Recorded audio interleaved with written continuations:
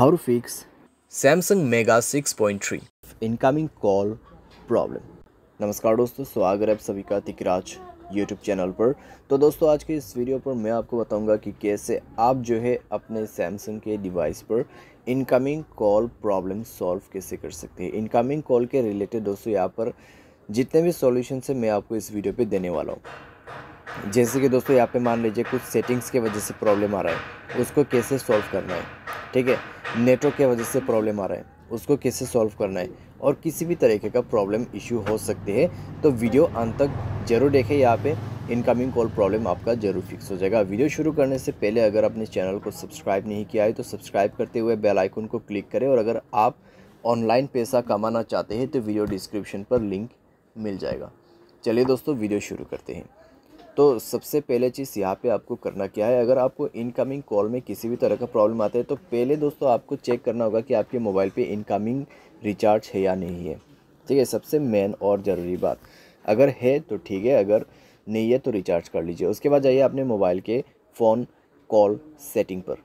ठीक है, तो यहाँ पे आपको क्या करना है, ब्लॉक नंबर पे जाना है और चेक करना है आपके block unknown private number on है या ऑफ है। तो इसको आप ऑफ़ करके रख दीजिए।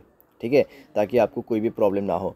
आपका वाईफाई कॉलिंग बंद होना चाहिए। अगर वाईफाई कॉलिंग ऑन है तो वाईफाई कॉलिंग बंद कर दीजिए, क्योंकि वाईफाई कनेक्ट रहेगा और अगर कोई कॉल करते तो कई बार दोस्तों यहाँ पे क्या होता है, कॉल लग नहीं पाते। ठीक है, तो आपको ये चीज़ ध्यान पे रखना है। एंड देन दोस्तों यहाँ पे आपको जाना है सप्लीमेंट्री सर्विसेज में, आपको चेक करना होगा call forwarding as well as call bearing.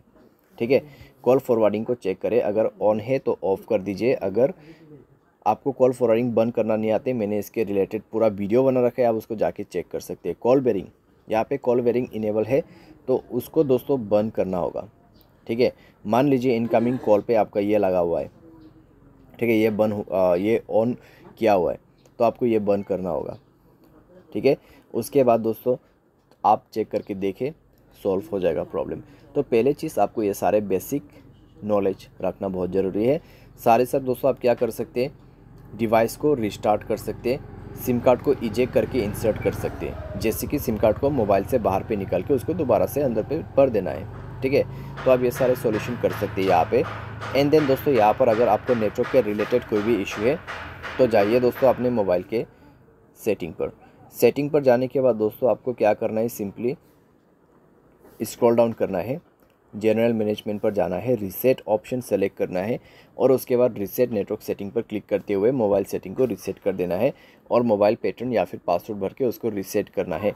उसके बाद दोस्तों जाइए कनेक्शन पर। कनेक्शन पर जाके आपको मोबाइल नेटवर्क सेलेक्ट करना है, नेटवर्क मोड पे जाके नेटवर्क को स्विच करना है।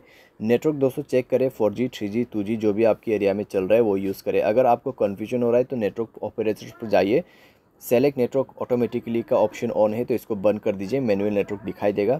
जो भी नेटवर्क अवेलेबल है आप उसको कनेक्ट करके यूज़ कर सकते हैं। ठीक है, तो ये सारे सॉल्यूशन करने के बाद आपका प्रॉब्लम सॉल्व हो जाएगा। और दोस्तों मोबाइल सॉफ्टवेयर अगर आपका अपडेट नहीं है तो मोबाइल सॉफ्टवेयर अपडेट करके आप चेक कीजिए, आपका कंप्लीट प्रॉब्लम फिक्स हो जाएगा। बाय एनी चांस अगर आपको इनकमिंग कॉल के रिलेटेड कोई भी प्रॉब्लम आते हैं तो आप डायरेक्टली कस्टमर सर्विस को कॉल करके पूछ लेना। ठीक है, मैं आपको यही सजेस्ट करूंगा। अगर आपका एयरटेल सिम से दोस्तों आप कॉल नहीं कर पा रहे तो दूसरे एयरटेल सिम से कॉल लगा के देखिए। अगर आपके जियो सिम से नहीं रहे तो दूसरे से करके देख सकते हैं। ठीक है, तो इस तरीके से आप ये भी कर सकते हैं।